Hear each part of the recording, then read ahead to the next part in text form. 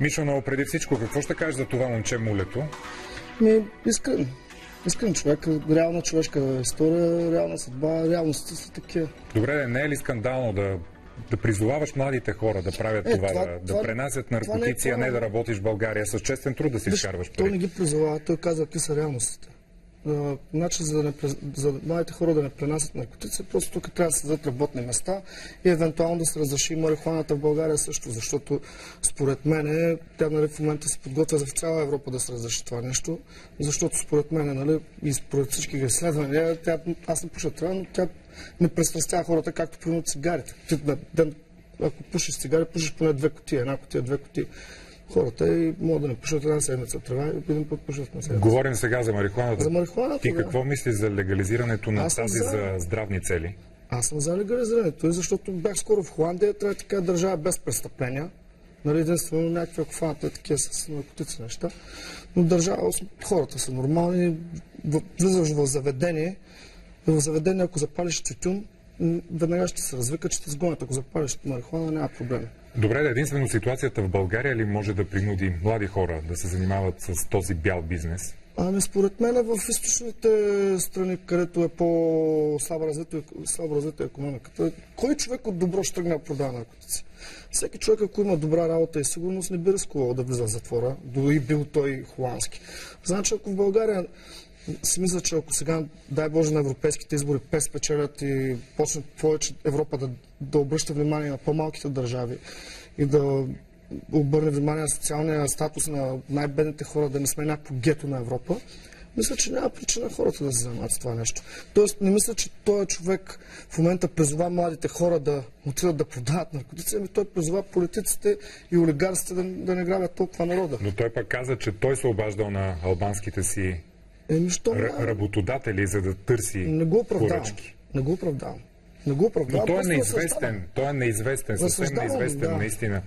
Ти били играл ролята на Муле? Никога, човек. Аз трябва да ти кажа, че в моя живот предполагам, че много повече пари мога да изкарам от нормален бизнес, така че всеки един предприемач, който има ясна визия за бъдещето си, мисля, че ако произвеждаш пилета, ще изкараш много повече пари от марихуана. За фасадата на известен човек, на рапър. Не само като рапър. Обикновен човек да се, ако тръгне да се занимаваш... Не би било по-лесно да се занимава с този бял бизнес? Хайде, така да го наречем.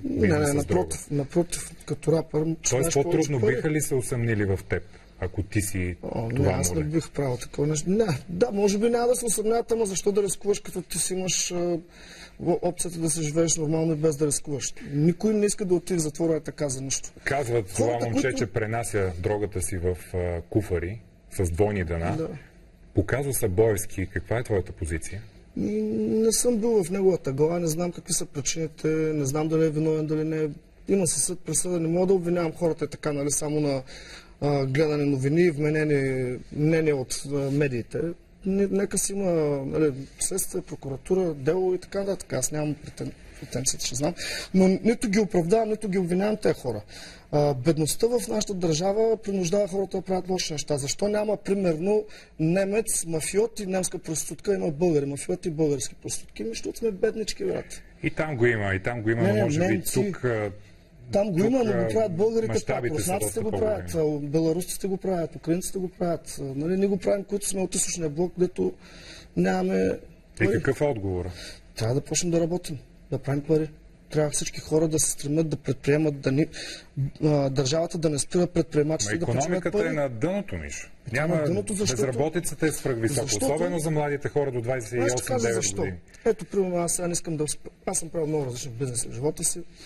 Искам да направя бизнес, но няма да го направя в момента в България, защото мен е страх да не се върне предната власт на власт и тогава те ще ми фърлят нещо, ще ме вкарат в затвора, ще ми измислят схема.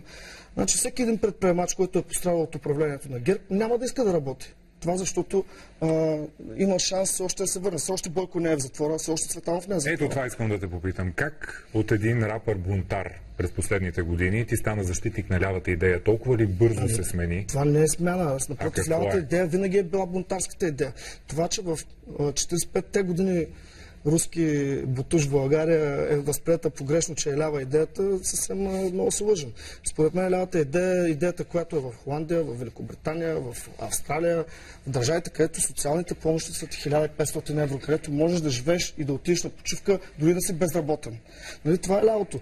Не да убиеш целият бизнес, да подпомагаш малкия и средния бизнес, а не само дясната идея да подпомагаш само корпорации. Искаш да ми кажеш, че ти винаги си бил ляв, така ли да разбирам? Джон Ленън винаги е бил ляв, Лед Цепелин са били леви, всички рок музиканти са леви. Ма те не са рапъри, бе, Мишо. Рапърите също, които правят хип-хоп, защото между хип-хопа и рапа има малко разлика. Хората, които правят хип-хоп, те правят социална музика. Социалната музика е лява. Лявото е социалното. Разбираш ли? Просто ние страдаме малко от този комплекс на ретрокомунизма, който, нали, е далеч от лявото, истинското ляво. Тогава беше тоталитарен монопол на една партия, която обаче във времето се разбра грешката и според мен и се трансформира в момента в единствената пък демократична партия. Добре, предвид всичките текстове в рап и в хип-хоп, българските песни, какво социално има в рап? Има много. Има и социални текстове, има и парти песен, нали? Защото има и социално, има и социално. В крайна сметка, кое социално поддържат текстовете? Вижте, социалното е много обширно понятие. Дори и любовта и омразата. Underground социалното. Дори и любовта и омразата са социални. Но естествено, че има песни, които са срещу управлението, срещу депутатите, които грабят народа, срещу корупцията. Просто има много такива песни са. И той от млади момчета. Преди 2 години стана, как да кажа, една твоя песен бяло-зелено и червено стана свръхизвестна. Да. Това ли беше този преломния момент, в който ти каза антигерб до край, до дупка?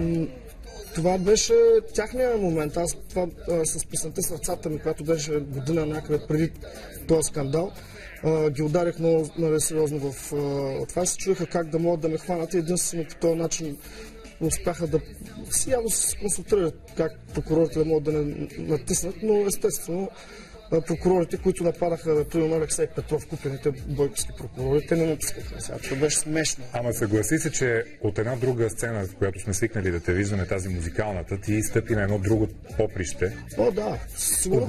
Оглави дори контрапротестите лятото. Виждахме те постоянно пред дома на Бойко Борисов. Просто присъствах и мисля, че моята известност докарваше доста камери там, защото повечето камери, нали, знаеш, че са бойкови и те се опитват да не отразяват контрапротеста. Защото ако на всички трябваше да им е ясно, че падне ли Орешарски, на секундата идва Бойко. Няма реална балансирана сила, която да вземе другата, нали, тая празнина. Ти сам го каза, известен си и за това ще привлечеш вниманието. Да. Платиха ли ти, Мишо? Не, за какво да ми плащат? Ако някой ти беше толкова всеотдаен в своя протест. Някой, ако иска да те вкара в затвора, тебе, баща на 2 деца, за думи, дори които не си казал, ти няма ли да се бориш с него, докато не го вкараш него в затвора за неговото престъпно поведение към тебе? Минимум. Аз чух Бойко Борисов как покрива контрабанда с Вальо Танов. Ало, господин Цацаров, къде сте? Нещо затвори, ала, бала. Ако нямате смелост, господин главен прокурор, да го вкарате в затвора, ми подайте си оставка, друг ще дойде със смелост. Значи, България как... Добре, в Италия, как може Берлускони да го вкарат в затвора? Толкова ли ги е страх от един шемет, който краде България? В смисъл, толкова страшно много Бойко Борисов. Аз не мога да разбера. Страх ли ги е? Нещо страшилище ли? Смело говориш. Не се ли опасяваш за дела срещу те, които могат да бъдат заведени за неверни думи? Имаш ли доказателства за всичко, което говориш? Доказателството ти не чуе записа с Вальо Танов. Ти не го ли чу? Добре, ти не мислиш, че може да е манипулация? Бойко се признава, че е същия запис. Нали се оказа, че е верен запис. Аз чувам това, което чувам. Аз чух, както е каза на полиция на Вальо Танов, да покрият контрабандата на Мишо Бирата. И после Мишо Бирата умря, че е жена му. Аз това знам. В смисъл е елементарно, в смисъл не сме толкова прости. Знам, че, нали, по това време се носиха слухове, че той назначи всички прокурори и съдии. Знам, че сигурно са зависими от него, но той никога, искам да ви кажа на прокурорите съдите, той никога няма се върне на власт, няма какво се страхуват. Той е просто едно плашило, което още си мисли, че нещо играе в играта, ама не играе. А всичката тази история, която се разигра и лятото, Пеевски, БСП, не мислиш ли, че и там има някакви интриги? По принцип, сигурно има интрига всякаква. Ние ако мислим, че е така ще стане нещо чудо, няма да стане. Въпросът беше да махнем най-голямото зло. Сега вече вътре виждаме в самото БСП също има противоречия. Аз заставам на страната на БСП, защото вътре в самата партия противоречията и спора ражда истината. Тоест, тази партия се саморазвива и там в бъдеще или дори в момента правителството мисля, че гледа колко неща. Удари банковите монополи, удари РП-тата. Кой имаше смелост да скочи срещу тези огромни корпорации? Всички преди ни се мазнаха. Повечето медии са техни собствености.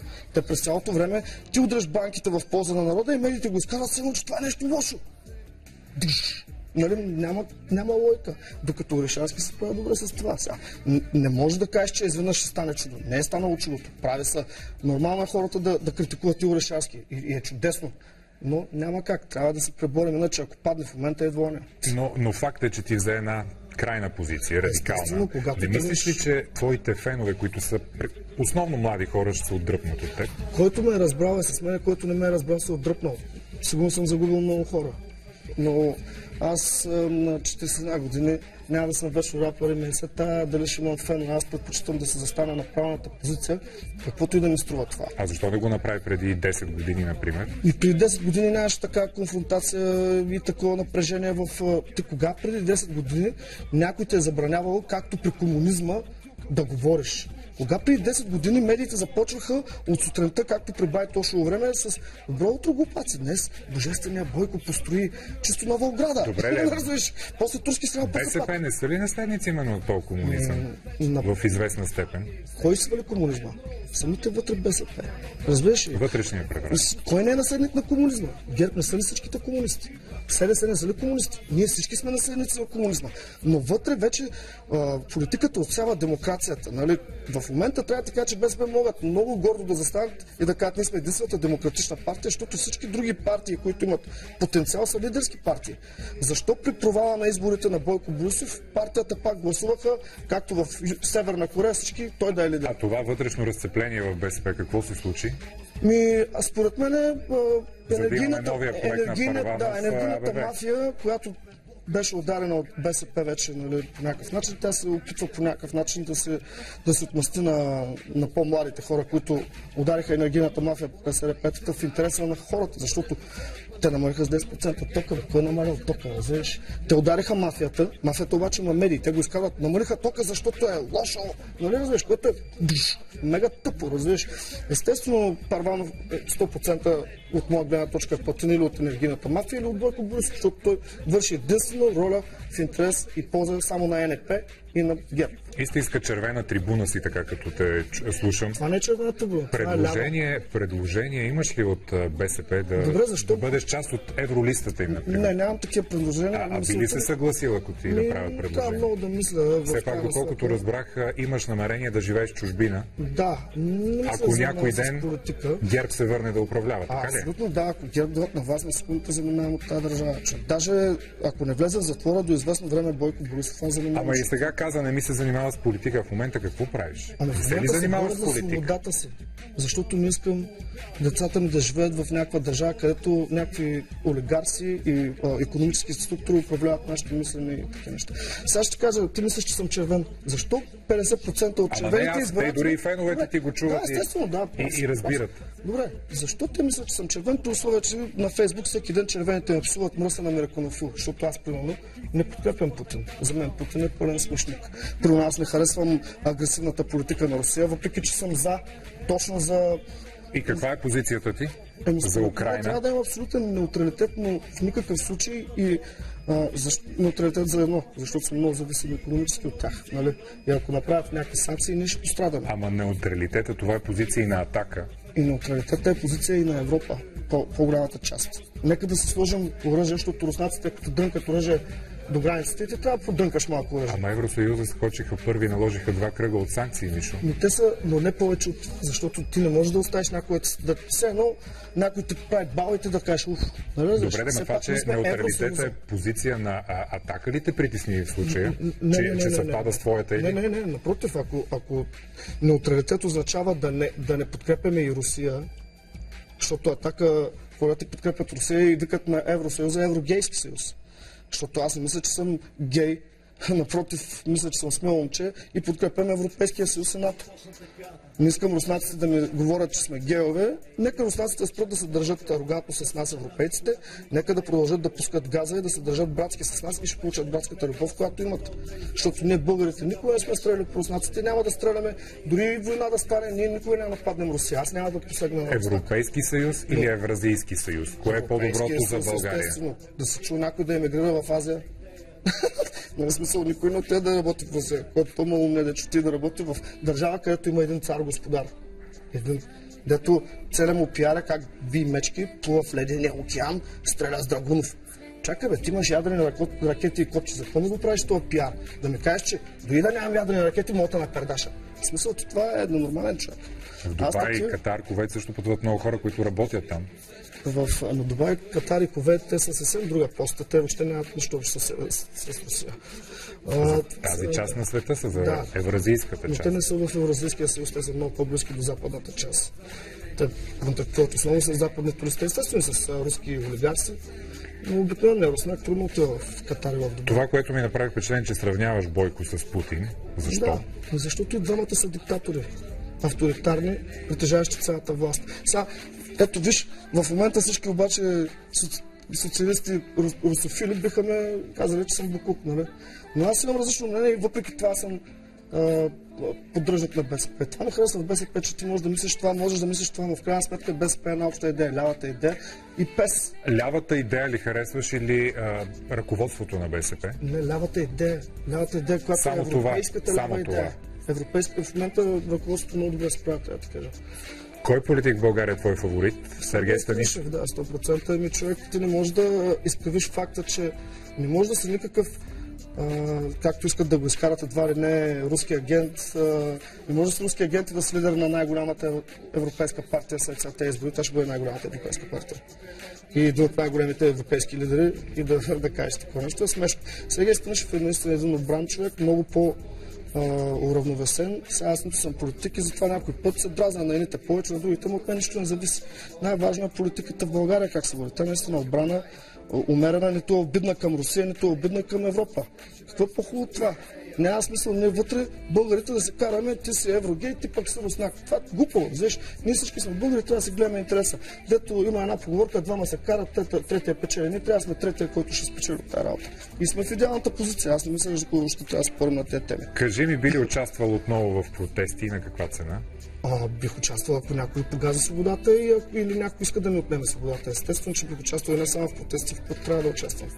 Твърдиш, че когато трябва човек да защити собствената си свобода, без свобода, колкото и пари да имаш, колкото и хляб да имаш, без свобода, за какво ги неща? Не сме родени хора, не сме родени овце, къде да ни слагат в клетки и да ядеме от смеските, които ни хвърлят. Ние трябва да можем да летим, да плуваме, да дишаме, да подушим нови миризми, аромати, да отидем в космоса, да влезем в океана. Нали разбираш, това сме хората. Не искам нито стария комунизъм, нито новия олигархизъм. Знаеш, искам свобода, искам Западна Европа, западния социализъм. Може би заради това ти политиканстване са спрели поканите към теб за участие в клубове? Да, по принцип намаляха, но да ти кажа, аз по някой път се кефя. Но намаляха защо? Защото ти излизаш на сцената, казваш здравейте и започваш да агитираш за БСП. Така ли е, Мишо? В никакъв случай. Не, аз на части никой не говоря за политика. Сигурен ли си? Защото твои колеги го казват, че това е причината да спрат поканите от клубове. Колеги, те дето по принцип цял живот са ме психоли, те се търсят начин да ме нарежат. Ама ето, войните в политиката са и войните и в рапа. Ето ги. Това сте четирима от най-известните рап музиканти, хип-хоп изпълнители в България. Аз с Криско съм в много добри отношения, Спенс... Ама всички казваш, че сте в много добри отношения и в следващия момент четем за вас, че сте в контра, че има някакви битки между вас. А с другите са 100 кила и то от Варна също. Да, на времето, доколкото се спомням, аз го създадах. Жив и здрав да знам, че е успешен за мен е доста голяма чест. Ти си създал 100 кила, Спенс каза, че е създал Криско. Да. И в момента какво става? Младите изяждат своите учители, така ли? Нека да пробват. Това няма лошо, дори да не изядат. Аз съм на 41. Това рекламна битка ли е всъщност? За тях може би да, това реклама има нужда повече, кой не знае. Аз със слава не се храня, разбираш, аз живея в панелен блок, имам кренвърши, както всички други хора, и съвсем нормален живот живея, имам две прекрасни деца, ходя в най-обикновено училище и въобще тези глупости, които в медиите се хиперболизират, не ме вълнуват. А отношенията ти с Ванко едно, преди колко 10 години бяха? Тогава на каква основа бяха вашето приятелство? Се тръгнахме да правим някакви неща, клипове, гръмнахме, станаха нещата там с затворите, след затвора той... Но всички тогава говореха, че точно белия бизнес с наркотиците и с белите рубини също е бил в основата на вашето приятелство. Нямам никаква представа, той се занимава до тогава. А защо прекратихте отношения с него? След затвора не ми се обаря една година. А ти опита ли се да го потърсиш? Ходил съм няколко пъти затвора. Виждам, сигурно той може да ми се обида от човека, ако някой път не съм отишъл, аз тогава бях толкова спокойно, че някакъв пари за бензин. Не ти ли помогна след затвора? Пак. Той след затвора как да ми помогне? Иска да ми помогне. Въпросът, че той тръгна с други хора да се развива, което няма нищо лошо. Аз ги разбирам. Всеки си храни семейството, всеки си гледа неговия начин да оцелее.